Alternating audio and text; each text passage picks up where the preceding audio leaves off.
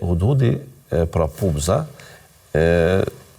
do të arsyetohet në mënyrë shumë perfekte, në mënyrë shumë interesante. Thotë, unë kam arrit të marr informata të cilat ti nuk i ke. Po i thot Sulejmanit, unë kam disa informata që ti, përkundër që i ke njerëzit, gjendet dhe shumë shka tjetër të nështruar, ti nuk i ke ato informata. Unë të vi ty prej vendit Sebe.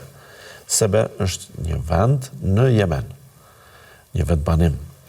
Që ai vend banim ka marrë emrin nga dikush prej të parë prej fisit, që përmenda në Kur'an është një sure që quhet Surja Sebe. Unë thot kam pa një grua që kishte një pushtet të jashtëzakonshëm, i ishin ofruar asaj mundësi të jashtëzakonshme dhe ajo kishte një pallat të veçantë. Pallati i Bilkisis ishte i kësaj gruas, që do të kuptohet emri i saj, ishte Bilkis ose Belkis. Kjo mbretëresh pra pas ka pas pushtet dhe pas ka pas të mira dhe në pallatin e saj përmendet se ka pas gjëra tepër interesante, gjëra tepër të veçanta që sot as një mbret në botë, as një pushtetar në botë, as një kryetar, as një shtëpi ose rezidencë shtetërore nuk i posedon ato gjëra.